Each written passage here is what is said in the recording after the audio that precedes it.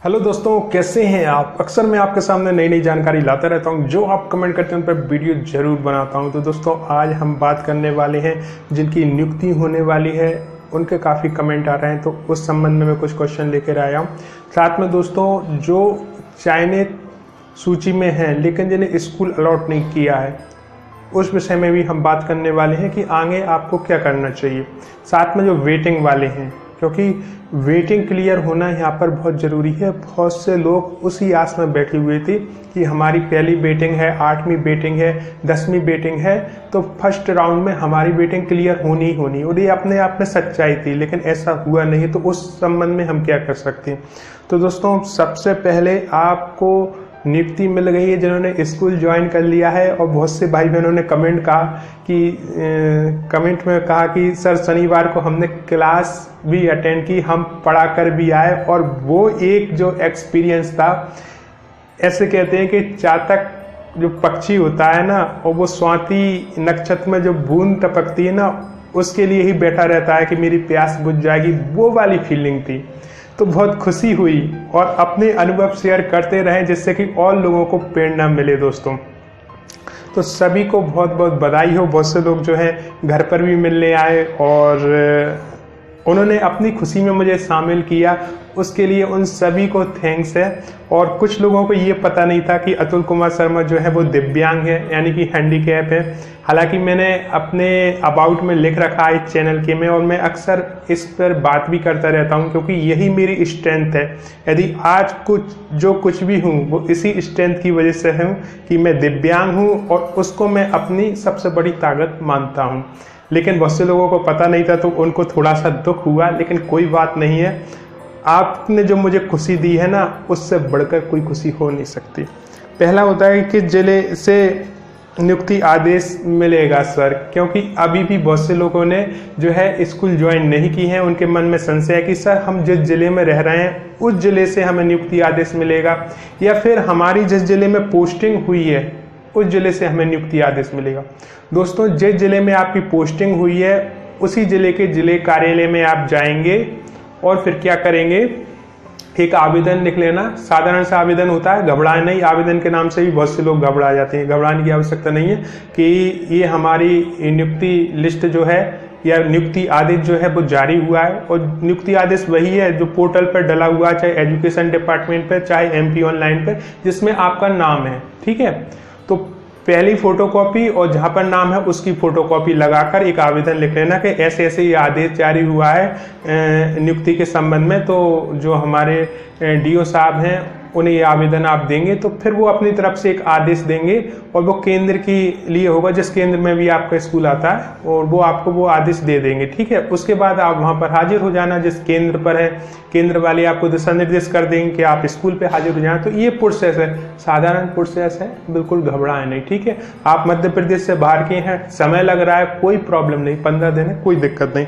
बहुत से लोगों ने जगह कि सर मेडिकली टेस्ट होना है, तो वो हम कहाँ कराएं, वो भी जिले लेवल पे ही होना है दोस्तों। ठीक है, जिस जिले में आपकी पोस्टिंग हुई वहीं करा लें। जिला अस्पताल होता है, वहां पर चले जाएं। तो वहां पर क्या टेस्ट होगा, एक तो आपका आंखों का टेस्ट होगा। ठीक है, तो आंखों का टेस्ट तो उसी दिन हो जाएगा। मीन्स आंखों का टेस्ट कैसे होता है कि एक आपको चार्ट दे देंगे पढ़ने के लिए, दीवार पे लगा होगा कि आपको आई साइट तो वीक नहीं है, और वीक हो भी निकल भी आए ना, कईयों को चश्मा आ जाता है, तो उससे भी कोई घबराने की आवश्यकता। साधारण टेस्ट है, इसमें चश्मा आ भी जाए ना तो कोई प्रॉब्लम नहीं है ना। तो ये आपको मालूम चल जाएगा। दूसरा ये है कि आपका थोड़ा सा ब्लड लिया जाएगा, वो आप ब्लड टेस्ट कराते ही हो तो वो भी लिया जाएगा, तो उसकी भी जो है रिपोर्ट आपको हो जाएगी। तो ये रिपोर्ट जो होती है ना, वो 24 घंटे में या 1-2 दिन में आ जाती है, वो आपको दे देते हैं ना जिले लेवल पर। तो जो आपके प्रिंसिपल है, प्राचार्य हैं या हेडमास्टर हैं, जो भी संस्था प्रमुख हैं, उनसे अनुमति ले लेना कि हमें ये कब जाना है, तो वो आपको दिशा निर्देश कर देंगे, है ना। वो जैसे ही कहें कि इस दिन चले जाना, तो उनकी अनुमति लेकर ही जाना, अपने मन से मत जाना, क्योंकि अब वो ही आपके अधिकारी हैं। तो अधिकारी की अनुमति से ही सब करना है। तो अपने संस्था प्रमुख से पूछ लें कि ऐसे ऐसे हमें मेडिकल टेस्ट कराना है, तो कहाँ कराना है, तो वो सब बता देंगे, क्योंकि वो इसी में ही जो है वर्क कर रहे हैं। तो उनका गाइडेंस ले लें आप। ठीक है, कोई दिक्कत नहीं। इसके बाद शपथ पत्र पर भी काफी क्वेश्चन आ कि सर शपथ पत्र का नमूना नहीं मिल। अरे जो आपका आदेश जारी हुआ है, ठीक है, आदेश जो जारी हुआ है जिसमें आपने नाम पढ़ा है, सबसे नीचे जाना, आपके दिशा निर्देश लिखे हुए हैं, कौन कौन से डॉक्यूमेंट्स ले जाने हैं वो पूरा लिखा हुआ है, फोटो ले जाने हैं 6, उसमें ही सब कुछ लिखा हुआ है। उस पर मैं वीडियो ला चुका हूँ, शायद बहुत से लोगों ने देखा नहीं, तो उसमें सब लिखा हुआ है और सबसे नीचे शपथ पत्र का नमूना दिया गया है।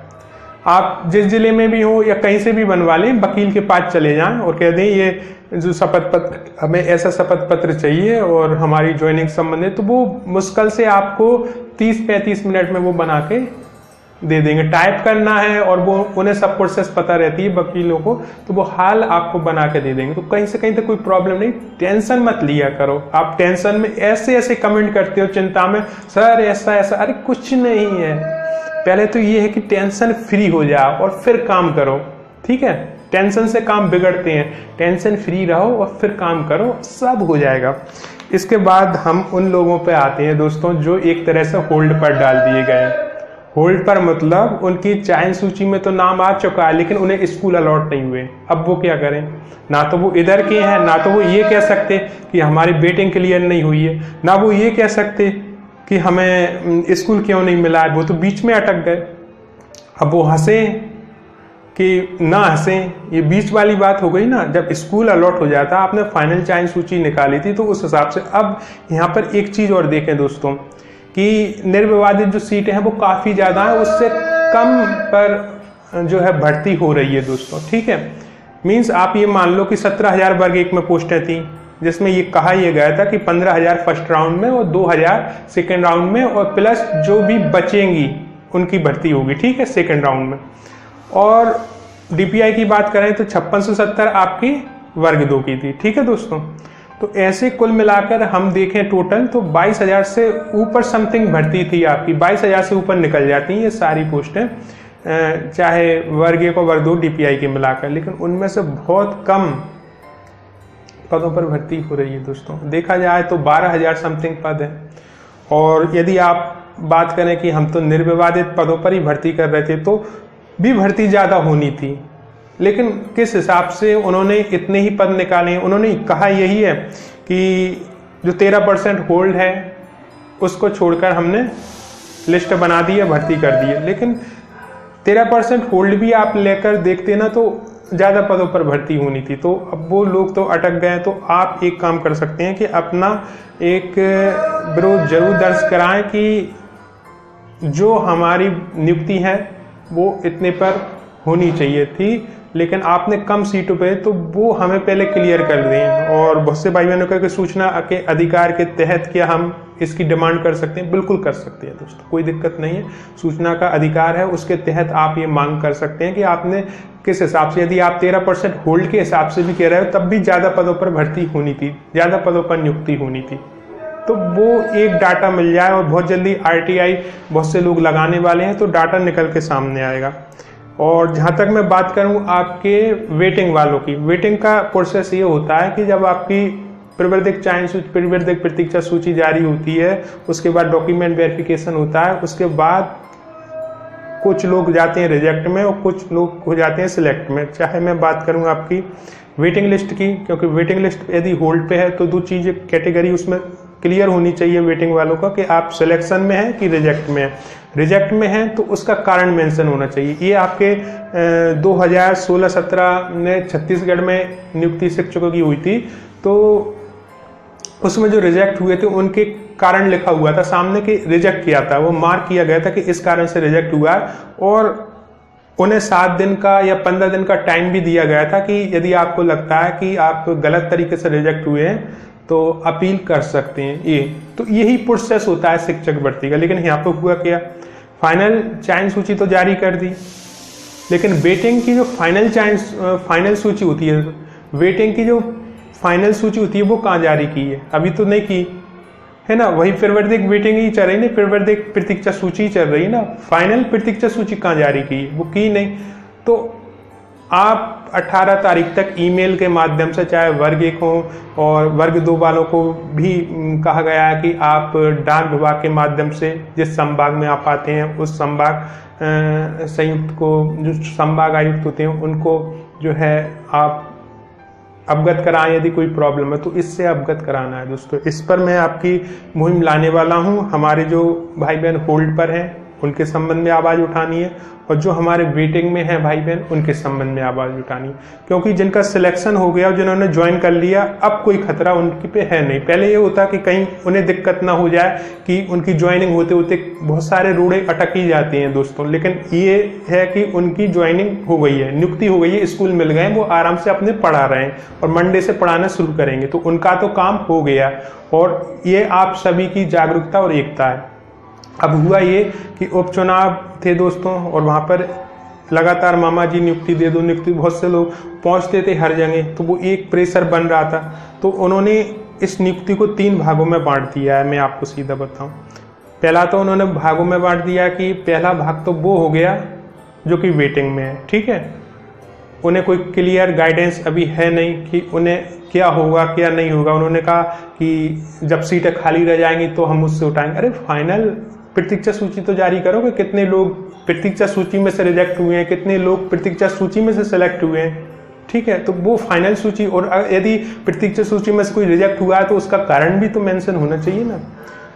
दूसरे वो लोग हो गए जो चयन सूची में आ गए, फाइनल चयन सूची में, और ये चयन सूची वैलिड है। आप इस आधार पर कोर्ट में भी केस लगा सकते हो कि भैया फाइनल चयन सूची में नाम था लेकिन हमें स्कूल अलॉट नहीं कर रहे हैं, और कारण तो बताना ही पड़ेगा। और यही आपको आवेदन वर्ग 1 में हो या वर्ग 2 में हो, आपको ईमेल के माध्यम से, डाक के माध्यम से पूछना है कि भैया हमसे कम नंबरों वालों का हो गया, हमारा क्यों नहीं हो गया। तो कुछ ना कुछ रिप्लाई मिलेगा, वो रिप्लाई बहुत जरूरी है हमारे लिए। अभी तक रिप्लाई कंफर्म, अब बहुत से लोग कमेंट करते हैं सर हमारे ही कैटेगरी में हमसे कम वालों को स्कूल अलॉट हो गया।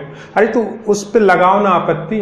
अब मेरे पास तो एक ही ईमेल आईडी है और रोल नंबर कोई है नहीं, क्योंकि मैं आपके बीएड मीएड किया नहीं, इसमें हूँ नहीं, तो मेरा तो कुछ है नहीं। फिर भी मैं अपनी तरफ से लगा दूंगा कि अतुल कुमार शर्मा और ऐसे वो ठीक है, लेकिन आपके पास तो रोल नंबर है, वैलिड पूरे डॉक्यूमेंट्स है, तो आप आपत्ति क्यों नहीं लगा रहे। कमेंट करना या किसी से भी कहना उससे बेहतर है कि आपत्ति लगाओ, ये वर्क करेगा दोस्तों। कमेंट तो आप कर ही रहे हैं और जितने भी अच्छे चैनल है वो आपके साथ देंगे ही देंगे, इसमें कोई पीछे नहीं हटेगा। लेकिन सबसे बड़ा साथ दोस्तों आपका ही होगा। आप लगाओ कि हमसे कम वालों को कैसे अलॉट हो गया स्कूल, और हमारे नंबर तो अच्छे हैं, फिर हमें स्कूल क्यों नहीं मिला। तो इससे लाभ मिलेगा। 18 तारीख तक तो हमें ये करना ही करना है दोस्तों। 18 तारीख तक आप ईमेल के माध्यम से, डाक के माध्यम से आपत्ति दर्ज कराओ, ये आपकी हक की मांग है। और आप फाइनल चयन सूची में आए तो स्कूल तो आपको अलॉट होगा ही होगा, इसमें निश्चिंत रहो। बहुत से लोग कह रहे हैं सर हमें टेंशन हो रही है। अरे टेंशन से कुछ नहीं होता। अगर टेंशन से नियुक्ति मिलती ना तो 3 साल पहले नियुक्ति मिल जाती। बहुत से लोगों ने बहुत सा टेंशन कर लिया, इतने तक टेंशन कर लिया कि कुछ डिप्रेशन में चले गए और कुछ इस दुनिया से ही चले गए। तो टेंशन से कुछ भी नहीं होता।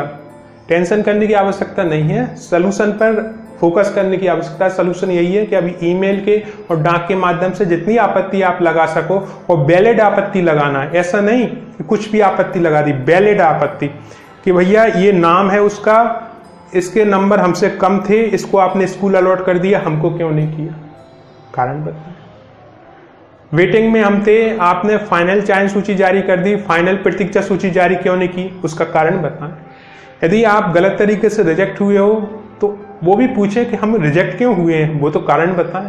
तो ये पूछना चाहिए और लगाएं आपत्ति।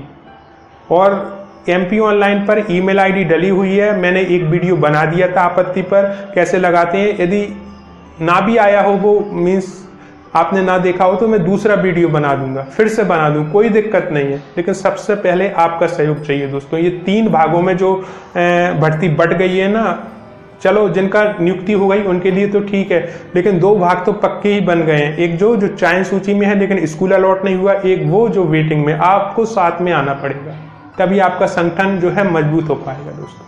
तो ये वीडियो ऐसा ही था, कुछ मन की बात शेयर करनी थी, कुछ अपडेट देनी थी। आपने इस वीडियो को देखने के लिए इतना समय निकाला, उसके लिए दिल से धन्यवाद।